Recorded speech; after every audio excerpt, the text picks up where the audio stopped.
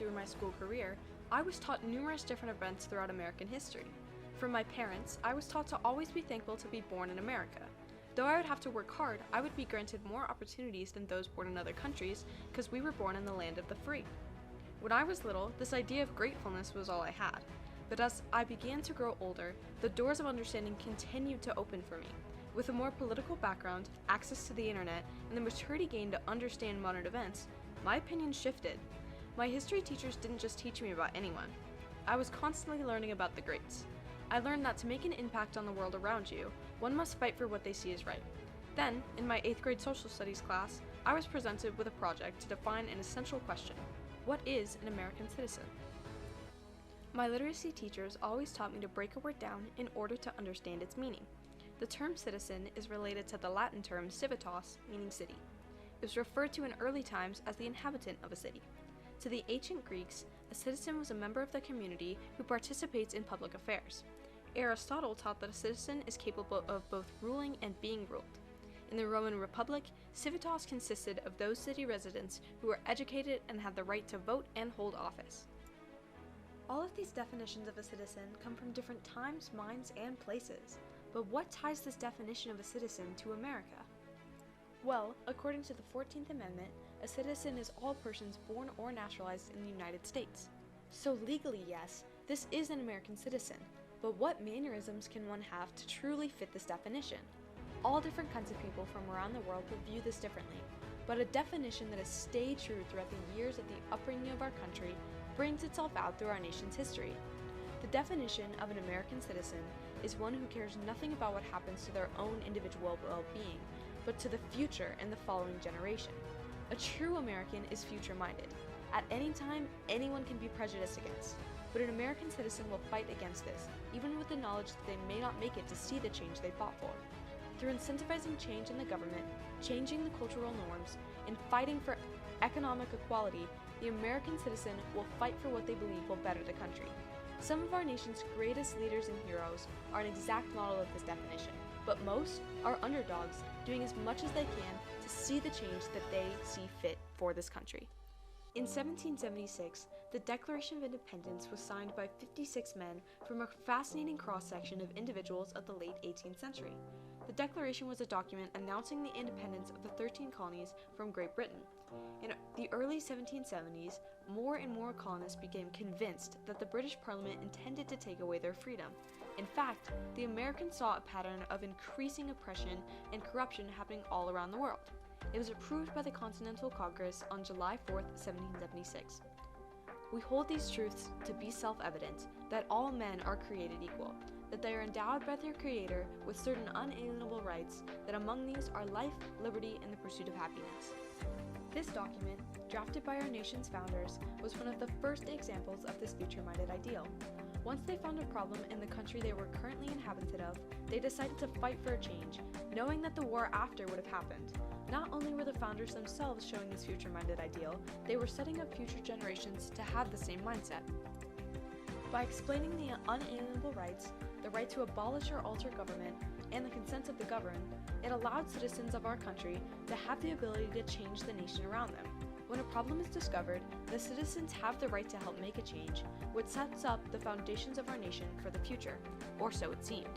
It was clear that the newly independent nation needed some work on the way it was run. The nation needed a written document that established the functions of the national government of the United States after it declared independence from Great Britain. So, in 1776, the Articles of Confederation were drafted. The Articles served as the first constitution of the newly formed United States.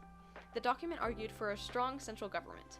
In the system laid out by the Articles, any decision required 9 of the 13 congressional votes. The system was highly flawed because it ensured that no decisions would ever be made. The Congress was also incredibly limited on what it could do. They could declare war, conduct foreign affairs, and make treaties. The government was deliberately weak, which made sense because of the nation's fear of tyrannical government, in which they experienced under the rule of Great Britain. However, one of the Articles' government's main flaws was that it could not collect taxes. Both the national government and the individual states had gained an impressive amount of debt from the Revolutionary War. So, their main source of revenue became tariffs. But because the Congress could not impose them, the states had to do it individually. Because of this problem, in 1786 and 1787, Shays' Rebellion began. Numerous farmers in Massachusetts began to close courts in order to prevent them from foreclosing upon their debt-encumbered farms. This rebellion was led by citizens who saw a problem in their current government and hoisted a rebellion in order to stand up for the future of not only their farms, but also the farmers in the future. This rebellion was another form of the ideal American citizen because one who is future-minded and stands up for what they believe in. Thomas Jefferson was in fact a fan of this rebellion as well.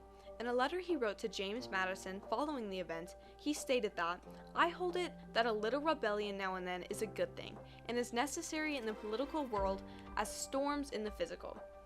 Unsuccessful rebellions indeed generally establish the encroachments of the rights of the people which have produced them. An observation of this truth should render honest Republican governors too mild in their punishments of rebellions as to not discourage them too much. It is a medicine necessary for the sound health of a government. What's important to highlight from this quote is how one of the nation's greatest leaders, who is a founding father and the third president of the United States, stated that rebellion and fighting for what one believes in is key for a healthy government. Shays' Rebellion was one of the first inspirations that the Articles of Confederation weren't working. Because of the rebellion of these lower-class farmers, the elites of the nation soon realized that too much democratic liberty among the lower classes would threaten private property. This observation brought an obvious need to change to the upper class. The change that was to be made was a revision of the Articles. However, instead of revising them, they were fully rewritten into the Constitution. The 55 delegates who wrote this document added the additions of 3 branches: judicial, legislative, and executive, as well as changed the form of democracy. Instead of being a direct democracy, there were now Republican representatives. The beginning of the document opens with the preamble, which then splits into 7 articles and 27 amendments. Though the Declaration and Constitution were written to allow everybody to have equal rights and opportunities, this inevitably wasn't true. The Declaration stated that all men are created equal. The document failed to mention almost half the country: the women. Numerous women throughout the history of our country fought to see more social equality. Throughout American history and continuing in the modern day, women's rights are always being fought for to improve upon. In this early time of our country, women were simply seen as property. From protests to letters, women of the nation have fought for a change in their country in order to continue to improve upon the lives of women for several generations. This future mindset of change in the equality of women is one example that remained persistent throughout history on what an American citizen is. In this case, women, fighting for the rights of women in their time and women for future generations to come. One of the first fights for more recognition came from Abigail Adams, in which she wrote a letter to her husband John Adams, a congressman. She asked her husband to remember the ladies in any new laws he may create. She wrote, "I long to hear you say that you have declared an independency. And by the way, in the new code of laws, which I suppose it will be necessary for you to make, I desire you to remember the ladies and be more generous and favorable to them than your ancestors. Do not put such unlimited powers in the hands of the husband. Remember that all men would be tyrants if they could. If particular care and attention is not paid to the ladies, we are determined to foment a rebellion and will not hold ourselves bound by any laws in which we had no voice or representation." Abigail Adams wrote this letter with the hopes of changing what her future would look like and for the future of women all throughout the course of history. The last line of the quote is incredibly powerful. This is because she is stating that she, and all women, should not be expected to listen to the laws created in which they had no say of. Abigail Adams was an excellent example of an American citizen because she took the initiative to fight for what she believed in and wanted to improve upon not only the lives of herself, but women all around the nation. Nearly 150 years before the House of Representatives voted to pass the 19th Amendment, giving women the right to vote, Adams' letter was a private first step in the fight for equal rights for women. She was recognized and admired as a formidable woman in her own right. Another example of these future-minded women was Angelina Grimke, an ardent abolitionist writer and speaker, as well as a women's rights activist. Although raised on a slave-owning plantation, witnessing slavery's cruelties and her own experiences with the limitations of gender caused her to grow up to be the activist she was. Early on, Grimke and her sister Sarah taught few slaves how to read, and held prayer meetings with others, despite their parents' admonitions against it. Grimke also sought to persuade her family to abandon slavery. She and her sister Sarah Grimke were among the first women to speak in public against slavery, defying gender norms and risking violence in doing so.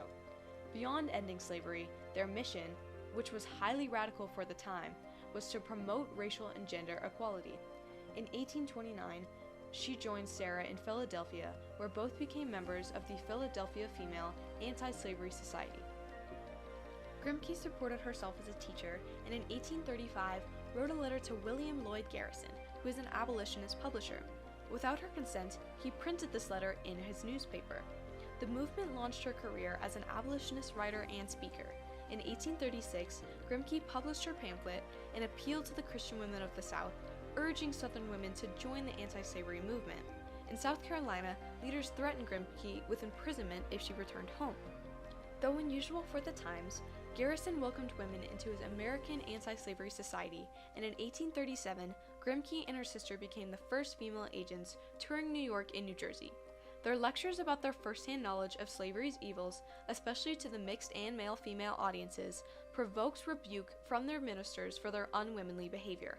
Such reactions drew both women into the women's rights debate, with Grimke authorizing a series of letters in his newspaper. Grimke became the first woman to address the Massachusetts state legislature in February 1828, bringing a petition signed by over 20,000 women seeking to end slavery. These three women were a perfect example to underline the definition of an American citizen. All three stood up for what they believed would better their country and risked imprisonment and violence in order to improve the lives of future generations.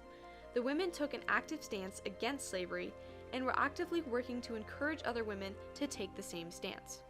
Continuing down the timeline, in 1848, Elizabeth Cady Stanton wrote the Declaration of Sentiments, a manifesto that described women's grievances and demands. Stanton was an American writer and activist who was a leader of the women's rights movement in the U.S. during the mid to late 19th century. Her manifesto called on women to fight for their constitutionally guaranteed rights to equality as U.S. citizens.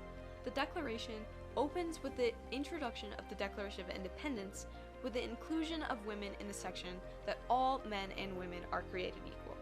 She wrote, "Such has been the patient sufferance of the women under this government, and such is now the necessity which constrains them to the demand the equal station to which they are entitled." Stanton then goes on to list all the things that men have either prevented or forced women to do, including the impression of their amendment-ensured rights. He has compelled her to submit to laws in the formation of which she had no voice. Having deprived her of this first right of a citizen, the elective franchise, thereby leaving her without representation in the halls of legislation, he has oppressed her on all sides. He has taken away from her right in property, even to the wages she earns. He has made her, if married in the eye of the law, civilly dead. These were just a few examples of the things that men of our nation had taken from women at this time. To conclude her letter, she explains how the women of this country expect to have the same rights as everyone else, and have immediate admission to all the rights and privileges which belong to them as citizens of the United States. Stanton's declaration was crucial to the women's rights movement. Stanton's writing helped encourage other women to protest for this movement, in which they were smashing windows and setting buildings on fire. When imprisoned for this crime, many women went on hunger strikes and starved themselves, risking their lives for the rights of themselves and other women. Both the work of Stanton as well as the other women involved in the movement were a perfect example of an American citizen. However, the fight for women's rights persisted onward. In 1910, Jane Addams, an ardent feminist by philosophy and activist for the women's rights movement and world peace, wrote the novel Why Women Should Vote. In those days before women's suffrage, she believed that women had to make their voices heard in legislation and therefore should have the right to vote, but more comprehensively, she thought that women should generate aspirations and search out opportunities to realize them. Her novel argues that women can be used to care for their children by having a voice in what affects them. During this time, there was still numerous governmental limitations on women's economic power. Adam urged that in order for women to carry out the duties at home, they would need a voice in the conditions they worked in, as well as how their children lived. After all of these protests, both violent and peaceful, and the letters written and speeches gave for a fight for more social equality between men and women, finally ratified on August 18, 1920. The 19th Amendment granted women the right to vote. Achieving this milestone required a lengthy and difficult struggle, a victory that took decades of agitation and protest. Milestones such as this one were ever present throughout American history. Men and women everywhere worked to continue to better their country for future generations to come. One of the most prevalent issues in our nation is racism. African American individuals were not considered citizens until 1868, roughly 92 years after America was founded. Even though in 1868 they were legally considered citizens, up to modern day, systemic racism is still commonly apparent in today's society. There were numerous protests and letters leading up to the milestone of the 14th Amendment, which granted civil rights to African Americans. One of the acts leading up to this milestone was from David Walker, the son of an enslaved man and a free black woman. He wrote the Appeal to Colored People in 1830. In his work, he explained the hypocrisies of American claims of freedom and Christianity and attacked the plan to colonize black Americans in Africa. He predicted that those who enslaved people would soon face the consequences. He opens the appeal by explaining that having traveled most of the United States, he's taken into notice that the colored people of this nation are such a mistreated and degraded set of beings that has existed. In one of the most famous sections from the appeal, Walker writes, "See your declaration, Americans. Do you understand your own language? Hear your language, proclaim to the world. July 4th, 1776. We hold these truths to be self-evident that all men are created equal, that they are endowed by their Creator with certain unalienable rights, that among these are life, liberty, and the pursuit of happiness. Compare your own language above, extracted from your Declaration of Independence, with your cruelties and murders inflicted by your cruel and unmerciful fathers and yourselves on our fathers and us, men who have never given your fathers or you the least provocation." This document became one of the most influential of its time and was widely read by 1830. The goal of the appeal was to instill pride in its black readers and give hope that change would someday come. It spoke out against colonization, a popular movement that sought to move free blacks to a colony in Africa. America, Walker believed, belonged to all people who helped build it. So, Walker wrote the appeal in order to fight for this change. He wanted to see all the citizens of America represented in this document, and he would fight for what he thought was right for the future of America, not just himself, but everyone that wasn't a rich, white, landowning male. This future-minded ideal is what made Walker a true American citizen. In the early 20th century, the Civil Rights Movement was organized. The movement was an effort by Black Americans to end racial discrimination and gain equal rights under law. It began in the late 1940s and ended in the late 1960s. Although tumultuous at times, the movement was mostly nonviolent and resulted in laws to protect every American's constitutional rights, regardless of color, race, sex, or national origin. One of these events includes the Executive Order 9981 appointed by President Harry Truman, which ended segregation in the armed services, which occurred in 1948. Following this was the Brown v. Board of Education landmark Supreme Court case, which effectively ended racial segregation in public schools. Brown v. Board of Education was a landmark 1954 Supreme Court case in which the justices ruled unanimously that racial segregation of children in public schools was unconstitutional. This was one of the cornerstones of the civil rights movement and helped establish the precedent that the separate but equal education and other services were not in fact equal at all. Then, on December 1st, 1955, was when Rosa Parks refused to give up her seat on an Alabama bus. Her defiant stance prompts a year-long Montgomery bus boycott. A bit later, on August 28, 1963, approximately 250,000 people take part in the March on Washington for Jobs and Freedom.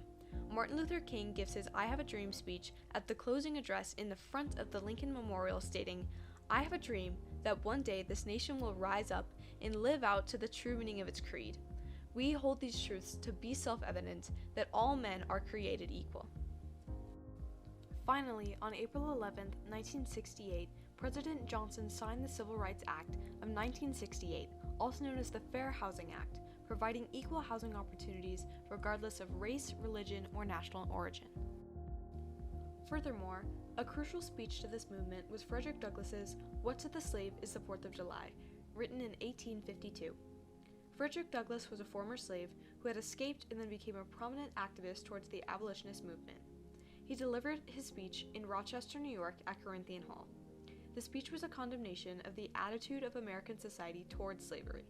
Throughout this speech, Douglass advocated for equal justice and rights as well as citizenship for African American individuals. He tells the audience that they have gathered to celebrate the 4th of July, but he reminds them that the nation is young and, like a young child, is still impressionable and capable of positive change. He condemns America for being untrue to its founding principles, its past, and its present. Douglass's speech was one of the most influential of its time, as it was a new perspective on the celebration of the 4th of July. He wanted to bring light to political rights of African Americans and explain why the abolitionist movement was crucial. Closely after Douglass's speech, in 1863, President Abraham Lincoln issued the Emancipation Proclamation on January 1st. As the nation approached its third year of the bloody Civil War, the proclamation declared that all persons held as slaves within the rebellious states are and henceforth shall be free. He began the proclamation by stating that any citizen that is currently a slave shall be set free permanently, and the government and military will recognize that. He insisted that the passage of the 13th Amendment to be added to the Republican Party platform for the upcoming 1864 presidential election. Lincoln was standing up to fight for the rights of an African American population of the nation, in which he was not a part of. Lincoln was a perfect example of an American citizen because he fought to make the nation better in the future for those other than himself. Once the additions of the 13th, 14th, and 19th Amendments were passed, both women and African American citizens had much more rights. The nation was getting closer to the promise that all men and women were created equal. However, even though women were now granted the right to vote and granted more civil rights, and African Americans were now considered citizens, there were still numerous social injustices brought up through modern day. Through a constitution that allows freedom of speech in the nation and gives the people a lot of power and rights, there was an inevitable debate about what rights the Constitution protected and what rights it did not. Not to mention that racism and sexism was still incredibly apparent for several years to come. If we fast forward to the past 10 years, we can still see this social injustice present. One of the main protests and movements that occurred over this decade was the Black Lives Matter movement. The movement campaigns against violence and systemic racism towards Black citizens.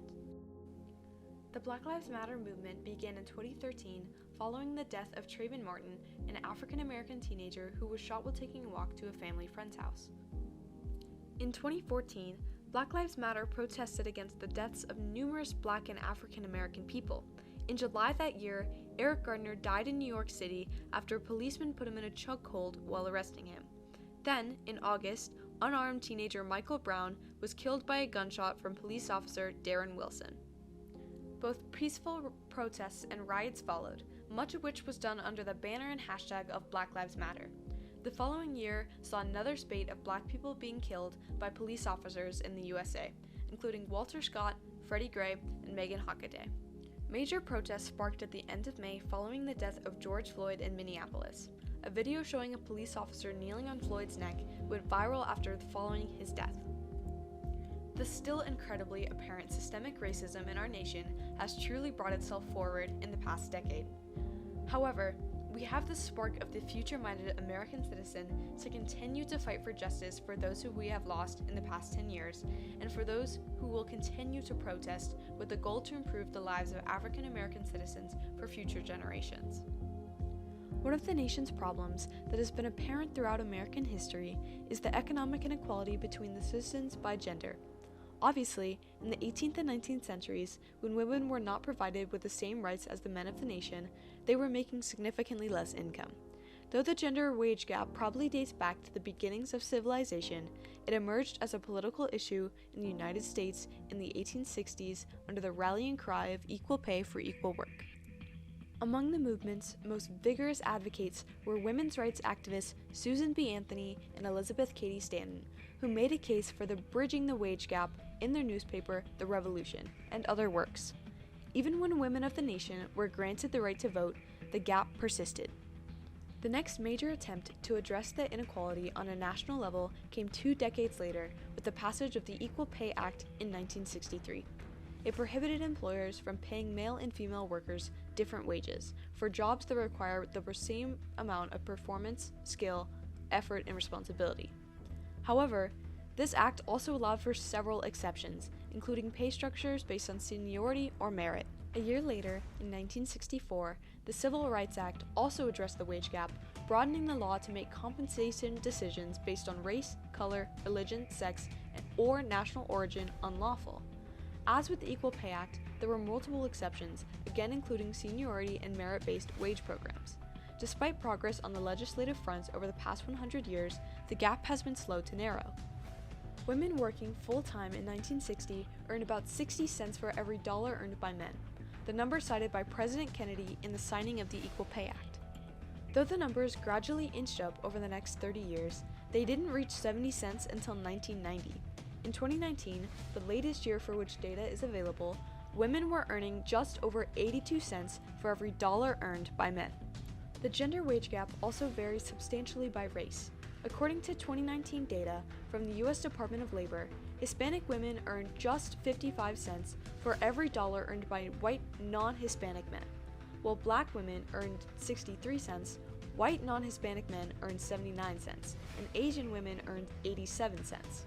Even up to modern day, there are several economic wage gaps, which the citizens of our nation will continue to fight to close.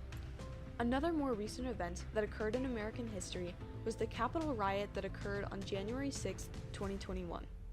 Around 2,000 to 2,500 supporters of the 45th President of the United States, Donald J. Trump, stormed the United States Capitol building. They sought to overturn Trump's defeat in the 2020 presidential election. The rioters briefly broke into the Capitol building in hopes to disjoint the counting of the electoral votes. These rioters were a more modern example of an American citizen. Though some may argue that this riot was not in fact an example of American citizens being future-minded, it in fact was. The term future-minded and working to improve the country is incredibly subjective. The rioters were doing what they thought would be best for the country. They believed that the best path for the future of the United States would be to continue to have Donald Trump as the United States president. The citizens did fight for what they believed would improve their country. Another more modern issue in our country that represents the future-minded characteristic of an American citizen is the women's right to abortion. In January of 1973, the Supreme Court, in the case of Roe v. Wade, occurred. The case was a landmark decision in which the court ruled that the Constitution of the United States protects a woman's liberty to choose to have an abortion without excessive government restriction. However, in incredibly recent times, the Supreme Court has been attempting to overturn the previous case and ban abortion in the United States. The government of our nation is still trying to control the bodies of women in the 21st century. Though women are now citizens and have mostly equal rights to the men of our nation, nevertheless, the sexism in our country is still apparent in modern day. Women's rights are continuing to be taken away, even when they are the rights to their own bodies. In a country of individuals, with the majority of the power being in the hands of the people, it is no surprise that American history's timeline presents itself in the way it does. Culture will forever influence government, and by granting American citizens the right to free speech, riots, speeches for change, and protests will forever be present in our nation. These Americans will always fight for what they believe will better the country, and with different opinions and morals throughout the nation, these milestones will either be an improvement or a setback, depending on which side you observe. Though the founding documents of our nation promise equality amongst the citizens of America, true equality is impossible. Not every individual is the same, and because of Americans' history, each citizen will never be presented in the same way as another. It is safe to assume that based on history, as well as current events, the American people will continue to fight for what they believe will better the country, as nothing can ever be truly perfect, and no one can ever be truly equal.